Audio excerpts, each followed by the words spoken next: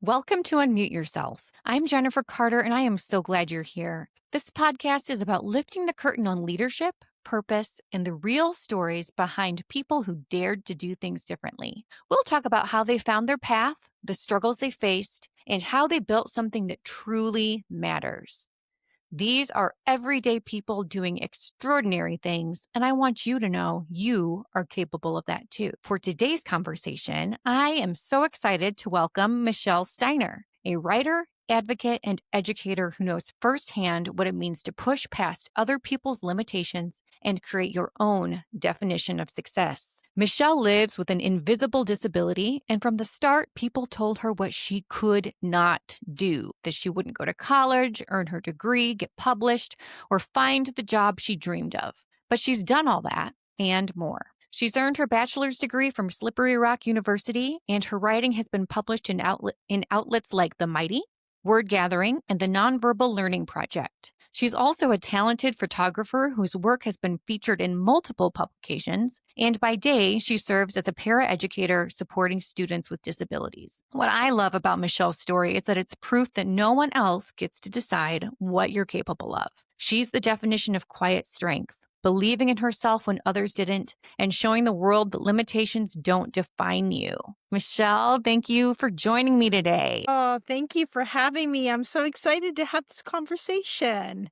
Yes, so let's just dive in, Michelle, and start at the beginning. What first inspired you to step into your work? I think one of the first things that really inspired me was my experience with having a learning disability. I have a learning disability, and all throughout my years, I have struggled with learning and with social skills when I was in school. And I knew that one of the things that I wanted to do was work with children in a school setting. And that was always a dream of mine. And then another dream that's always been a lifelong journey with that too has been reading and writing. I can remember my dad found a story when I was in second or third grade about a dinosaur. And he said, "Wow, this is really good." And the light bulb just went off at that point because I didn't think I was good at anything because there was just all Mm. that struggle that I was going through. And that just gave me, wow, I am good at something. And reading and writing really became my world. And as I went through with having a learning disability, I figured out with the encouragement of my writing group that I should write about having a learning disability. And when I finally got that courage, it just changed my world. I appreciate that so much, and having that courage, especially when people are saying, "That's not hmm possible, you can't do that." And how did you initially, find the courage to keep believing in yourself? Because I know, the story with your dad and the dinosaur book, you found out that you loved reading and writing, but how did you just keep going in school? One of the first things was I was really blessed to have parents that did believe in me and advocated for me, and they never gave up on me. So I can remember that was a big thing too. And because they made me do my homework, they sat and they studied with me, even though when we had these long, cheerful homework sessions, they were the ones that really wanted to build that resilience in me. So I credit a lot of success to my mom and dad. I also credit a lot of success to the school I went to. Mm. I had teachers that understood, and I was identified very early on as having a learning disability. I was diagnosed officially in kindergarten. My teacher really noticed that whenever I was in the classroom, I was really struggling with writing my name, counting, tying my shoes, anything math related. And sure enough, I once I was tested, they found out I had one, and I had to repeat the grade in a new school in our district, and I began to receive specialty instruction, and that was designed so I was learning based upon my needs, and I also had accommodations, so when I was able to go into the regular ed classroom, I had, extended test time, I had the test read aloud to me, and I was in all regular ed classes and doing very well by the time I was in high school, except for math and a resource room, and I was making honor roll. Mhm. And as I went through college and I had a lot of I did disability supports as well. I had extended test time, a note taker, and I also had a great group of friends. A lot of them were in my writing group, and they couldn't change that I had the fact that I had a disability, but one of the things that they could do was they could be my friend, and we could just go and laugh about things, And I don't think that I would have made it as far as I have without the support of family, friends, and having, accommodations. So I'm hearing great parents who advocated for you. Mhm. I'm hearing a strong social circle. Yep. I'm also hearing diving into your strengths and the things that you really Yes. love. Okay, Mhm. got it. And the school system working with you on accommodations because you do learn differently. And so, how to Yes. help you along. Okay, great. So, do you remember, like, was there a specific moment when you realized that you didn't have to accept the labels or the limitations that other people could have been putting on you? I think I didn't really fully realize that until I was at Slippery Rock University and I got my bachelor's degree, because I had this mindset before that, that if I was going to be successful, and success was going to come in the package of, "Oh, you're no longer going to have a disability and everything's just gonna fall into place." And that's not how it worked for me. What did work was carefully researching programs and finding the accommodations and the classes that I was going to thrive in and going on my strengths. And when I graduated that day, my disability didn't go away, but I was still able to be successful. And all of a sudden, I had that confidence. And everyone saw that that confidence just started to soar, because for a long time, I was very negative. I really thought that everything everybody was saying to me was true, and I just couldn't see a way out. But my way out for that was just tapping into those strengths and just being able to find places that work for me, and that is something that I really try to emphasize, now. Yeah. You said you couldn't see a way out. Yeah. And so, in your experience, was it, and it sounds like this is true, tell me if I'm getting it right, is finding a way to not have your disability even be a factor? You didn't want to have it, you wanted to get rid of the Mhm. label. Yes. Okay. That is the whole thing. I thought to myself that my life, everything, even as a young child, in that pit of despair, thinking, okay, my disability is going to get in the way of me being successful in life. Oh. And it, no matter what I do, it's always going to be there. And that's going to be the reason why I can't, be able to do what I want. And I thought to myself, I can't be successful unless I get rid of it. Well, that didn't happen for me. And I just thought that my whole life that was just going to hold me back. But what I found is, not only has it helped me in my life to see things from a different perspective, it now helps other people as well. And it's not that a bad thing. So that's one of the things I really try to emphasize when I work with my students is, that having a disability isn't a bad thing. A lot of them will come in and it's like hearing a recording of myself in 7th grade. I hate my disability. I wish I Oh, didn't have it. And I wish I wasn't in this class. And I get that chance to tell them it's okay to have a disability. It's all right that you have a plan. And this class is meant to help you. And I want to get them started early on how to advocate and how to speak up for themselves, because all my students are one day going to leave me, and I hope and pray they follow every single dream that they want. But for so many of them, their disability is going to be there and they have to find a way to manage that. And I just wanted to give them that head start in life. what you've talked about, your experience with an Hmm. invisible, I don't know why I'm having a hard time with that word today, invisible disability shape the way you advocate for others now? Because Hmm. it sounds like you do a heck of a lot of that with your students. Yes, I try to do a lot with them to start them young, to be able to know how to speak up for themselves. Sometimes I might have a scared student that doesn't know what to do. They might say, "Well, I don't know this information, or I'm really struggling in that class." And I can help them with anything except for math, and there's some science I can't help out with. But Same. I'll say, Same, yeah, Michelle. very clear about that. So, but I'll ask them, I said, "Well, what do you think you should do?" And sometimes they'll say, "I think I should email I should email my teacher and ask them about that grade." I said, "Yeah, that sounds like that's a good idea." Or I'll say, "Okay, well, why don't you raise your hand, ask for some help?" And I think that's just showing those simple ways that they can speak up for themselves. And a lot of times I'll have students that will ask me to help them and that maybe don't respond well to other people that are working with them. I mean, kids that are really struggling in the classroom, and I will have that chance and I'll sit down with them and I'll help them. And it's because I don't go and I don't make them feel bad about why they can't do something. And there's that trust. And I think that's so key, but it's that learning to be able to identify just where they need the help at and how to be able to get some of those services.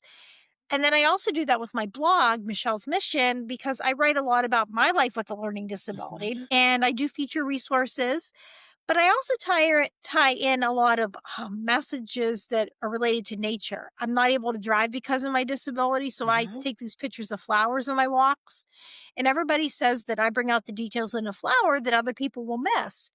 And I try to I might talk about the process uh, of my disability is like a flower that's unfolding or the transformation power of a butterfly. And I'll sometimes put some of my photography with that. And I want to make that simple enough for someone with a disability that they can understand that. And I also want to make it so the people without disabilities are able to understand what that's like too, because there's a lot of misconceptions about. Yeah, can you talk a bit about that? Like Sure. what do you think would be helpful for people without disabilities to know about working with someone with a disability? Well, I think the first thing about them is that learning disabilities are real. A lot of times, because people can't see my disability like that, they might think, well, what's wrong with you? Why don't you? And sometimes I'll tell them, well, I have a learning disability. And they'll say, you don't look like you're disabled. Well, and then I have to Right. explain that not every disability is visible. Some people have the ones that you can't see. And that comes with that education with that. I also think too, some people go into 2 categories when they hear learning disabilities. The first one is, well, a person with a learning disability must not be able to learn anything, and they don't have any expectations on what I'm supposed to do. And sometimes that's not true because I am able to learn and I am able to do a lot of things. There's things I am good at, and it does my disability isn't this blanket that it covers every single part of me. There's things that I don't have a disability with and I'm able to perform all right, and I have accommodations for the things I can't do. And then there's another group that might even say, well, you have a bachelor's degree, so you must have overcome your disability. And I get this a lot with people that know me. And I have to explain, yes, I have a bachelor's degree. Yes, I've gotten published, but I still have a disability. Right. So with, questions that come up and Hmm. what about you overcame it? It must be gone now or just all of those misconceptions. We've all had moments Hmm. where we internalize other people's Yep. doubts, right? So how do you keep those voices from taking over? A lot of times it's really focusing on the things I am good at. Because if I'm taking a walk or I'm taking pictures or if I'm reading or if I'm writing, I don't feel like I'm disabled. And those are activities I enjoy doing and that I am good at. So I focus a lot on strengths. And I also have to remember when other people tell me things like that about, okay, maybe I can do everything or I can't do something. I have to remember I have no control over what somebody says or somebody's look that they might give me, but I can control my actions. I can control my behavior and my reactions. That's my responsibility. So sometimes I tend to just think to myself, okay, consider the source. This person doesn't understand what that's like, and that's okay. I don't need to have their validation. I need to find out what's going to work for me. I I love this, right? Hmm. And I can see why you're so good at your work with your writing and with the young people that you work with in schools.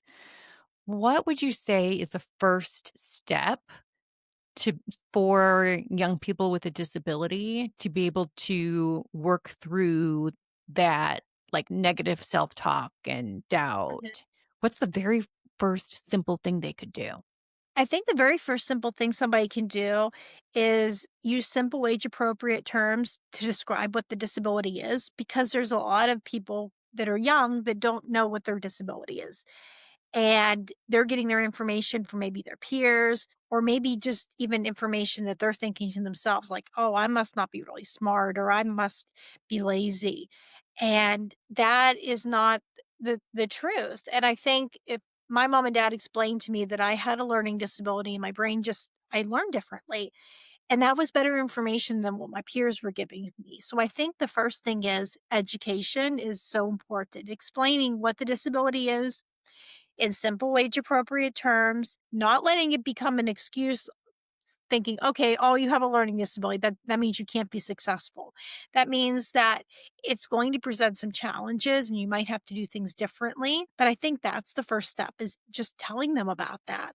And I think the next step is really focusing on what the person is good at and trying to maybe use some of those strategies to encourage them and to gain their interest. I think is important. And I also think it's about teaching kids especially at a young age, to be creative problem solvers. Mm. Because the disability is not something that's going to go away. But if we can show them that how to solve problems, how to maybe find a different way to approach the situation, or to be very honest too, but to be positive. For example, I knew when I was going to go to college that it was going to be difficult with the math. And it wasn't helpful when people said, "Well, you can't do college because of it." It was helpful when I had people that were saying, "Well, there's disability accommodations you can use. There's programs that are out there." And that also encouraged me to before I went in there, to know that I wanted to work with kids in a school setting, but knew being a certified teacher wasn't gonna be the best thing for me. But I found a program that was very similar to that and did not require the certifications. I I appreciate how you dove into Mhm, finding those accommodations and ways to make it work for you. And I worked with folks with disabilities mhm, for many years. And I mean, even in the workplace, right, mhm, in schools, and I would find a lot of confusion around the mhm. process for getting Yes. accommodations, employers being confused about what's a reasonable accommodation, and then parents of young people, right, transitioning out of Mhm. high school, um, knowing what their children's future would hold. Yes. Do you have any tips or tricks for parents or employers or people on how to approach this and what to expect? Right.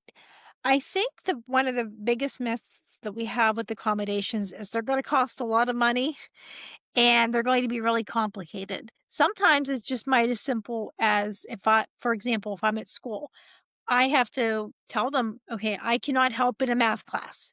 And that never gets easy to go up to somebody and to ask for that, but that's a change in my schedule. So I might just get more English classes. I might get more history classes, and I'm able to do a lot of those things. So I think that's the first thing.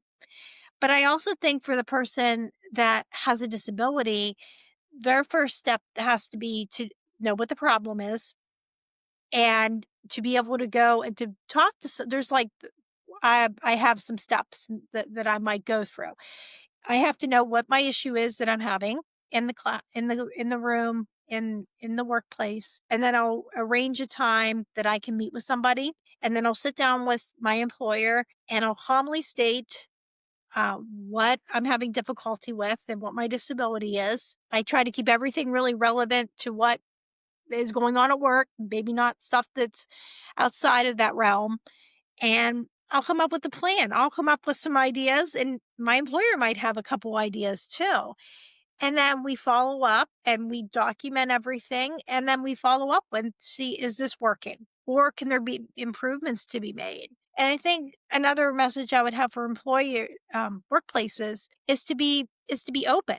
A lot of times we have this idea that a person is going to come in with a disability and they can't do the job and it's gonna cost a lot of money to be able to do that, and some of these things, if we can get the person in the right position and we can get the right accommodations, people with disabilities turn out to be excellent employees, and they're not a liability to a company, they're an asset to a company, and I think that that's really the key thing, it's getting that person in the right position and getting them the right amount of services. How can parents best support their child, whether that's from elementary school Mhm. to teenage years?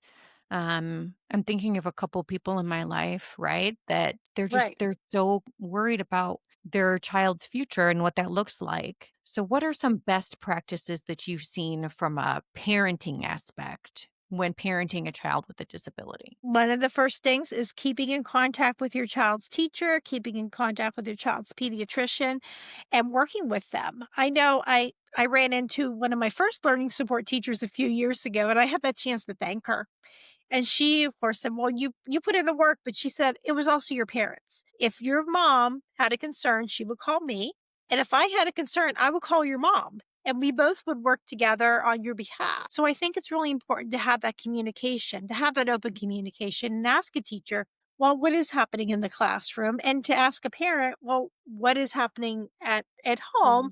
And I think having that conversation together on what to do next is a good thing. I also think it's a really good idea to be able to look for what resources are out there. I know there is not a lot for adults, it's gotten better, but what programs are out there? What resources can you find that can really help somebody that has a disability to be able to thrive? Also, to really encourage independence. It's going to look maybe different for everybody Mhm. whenever they are of age to be able to leave the house. Some people might find that having your own apartment or living with friends might be a good option and having maybe a part-time job. For other people, it might be living with their parents for for a season. Other times it could be a group home. Some people with sometimes kids with disabilities can go to college like I did. Other ones might do well at a trade school and some might Mhm. do well in employment. But I think it's looking at that person as an individual and looking to provide customized services for that person so that they can thrive in whatever they want to do. Yeah, and it sounds like you are just taking it to the entire next level, right? You've had so many achievements, you've been published, you've built a career, Mhm. you found your purpose. So what did you have to unlearn along the way about what success is supposed to look like? I had to unlearn that I could do everything that I put my mind to because that was always the advice whenever I was growing up. Well, you can do whatever you put your mind to. And while that's definitely great to get people to work towards a goal, I think that's important that we have people that are doing the best that they can and they're definitely, aiming high with their goals. There are some things in my life I'm simply not going to be able to do. I'm not going to be able to drive a car. I'm not going to be able to really understand math well, but that's only one part of me and that's Right. okay. And I've made my peace with that. But it's also that I also had to learn that, okay, maybe I don't drive a car or maybe I can't really understand math, but we're getting to the same place. It just might be a different direction. And I Right. think that's what I had to unlearn that there was just that one straight line to getting to success. And it's definitely not that. It's a lot of, there's a lot of twists, there's a lot of turns. And sometimes there's even that failure. And that's not a bad thing too. Right. You just keep going and you'll get to Hmm. the end eventually, and your journey Yep. doesn't have to look like everybody else's. No two journeys are the same. Exactly. Right. Everybody, yep. Yeah, so you've created your own path, Hmm. right? So what lessons stand out to you that you would want others, I would say especially who might feel overlooked or underestimated, Hmm. to hear? One of the first things I would tell them is that to know what you want to do Mm. and know and be able to find a way to do that. You know what your heart is, you know what the passions you have, and then be able to find a way to get there. It may not look like everybody else's journey, it may not look like everybody else's path, but that's all right. And also to really consider sometimes when somebody tells you, oh, you'll never be able to do that, sometimes that might be a dream that they didn't have come true. And it doesn't always mean that it's true, and it doesn't always mean that it's going to work out that way. Yeah, because it's them, that's not Yeah, you. Right, yeah. exactly. And now I know you've shared your story on so Yeah. many platforms. We were talking before this, you've been on Mhm, like 50 plus podcasts or speaking mhm, engagements, right? On and on and on. uh-huh. And I wanna know, take us back to the very first time you put your story out into the world. What was that like for you? The very first time I put my story out into the world, I had a written story. Well, As far as speaking, I can remember I spoke at a women's empowerment breakfast or mixer, and that was, yeah, a long time ago, and I that was, that was definitely interesting. It was right before COVID, and I had note cards, and I ended up dropping my note cards in front of everybody, and I was so That's embarrassed, yeah. but we've moved on from that. That was my first time with speaking that. The very first time I shared my story with the world was whenever I got my first article published on the Mighty. Wow. I ended up I got diagnosed with limited hand dexterity in both of my hands, and I could not unlock our door whenever my husband and I moved into our house, and I thought, "I'm gonna write a story about this." And I finally got that courage because everybody was telling me in my group, "You really should write about having a learning disability," and I had no courage to do that Mhm. until I was so frustrated that I wrote about that, and when it got published, I had such a great response that that just encouraged me to write more stories. How did you like, I remember, and I think probably everybody listening, like, when they did something big that was scary and they Mhm. hit send on that email or they hit send Yeah. on that writing submission or they go on a podcast for the first time. How did you push through that fear so you could hit send on that story? One of the things I realized is I didn't know how it was going to work out. I didn't know if I was actually going to get on that story or if I wasn't. I really had no idea what was going to happen. But I thought the worst thing they're going to tell me is no. Right. And I was just so happy that when they told me yes, we're going to publish your story. I was so thrilled. Yeah, shoot your shot, right? Yes. So, if someone listening maybe feels unseen or underestimated, Mhm. what's one piece of advice you would give them to so they can start unmuting themselves? One of the first things I would probably tell them is don't believe everything that somebody tells you because it's not always true. And that you also have power in you. You have strengths, you have things that you are good at. You just need to be able to have that courage to look inward and think, well, what am I good at? And maybe it is taking a pen and writing a story. Maybe it's picking up a paintbrush and moving it across the canvas. Maybe it's picking up a microphone and singing. Maybe it's acting in a play, or it could be something as playing a sport or just figuring out a mundane everyday task in your life. But everybody has something in them to give and to just give it a try. Oh my gosh. And it's even when you were saying that, was even thinking of a person who maybe has never managed their own budget or Mhm. bills Yeah. and diving into that, or Yeah. switched careers, or moved Yep. to a different city, like whatever that is. Yeah. Oh, you're so Exactly. inspiring. You're so inspiring. So, I Thank you. do have a few quick fire questions for Okay. you. So, just answer with the first thing that comes to mind. Okay. Okay. What's one lesson you've learned that you wish everyone knew? That success doesn't always come in the package you expect. Sometimes it comes in something even better. Okay. If you could go back and tell your younger self one thing, what would it be? That it's going to be all right. In one sentence, what does leadership mean to you today? Leadership to me today means creating a legacy that provides a role model for other people. Best answer ever, by the way. Mm. Well, thank you. And what's the boldest choice you've made that's paid off? Going back to school, going to university has really been was the boldest thing because people told me that was something I couldn't do, and I went, and it totally changed my life. Wow. And what's the next big dream you're chasing? I would love to expand my blog, but I would also like to write some books about having a learning disability. Oh, that's awesome. Well, as soon as you do, I want you to come back and we'll talk Okay, about it. Okay. will do. Great. Well, Michelle, this has been such a powerful conversation. Thank you for sharing your story and your wisdom with us. And before we wrap, I do like to ask a few final questions. Okay. Okay. So if listeners walk away remembering just one thing from this conversation, what do you hope it is? I hope that they can think that anything is possible, and all you have to do is just go out there and try. And on a more personal note, what has it meant for you to share your story here on Unmute Yourself today? It has been amazing to be able to share my story. It's been my pleasure to do that. Well, thank you so much.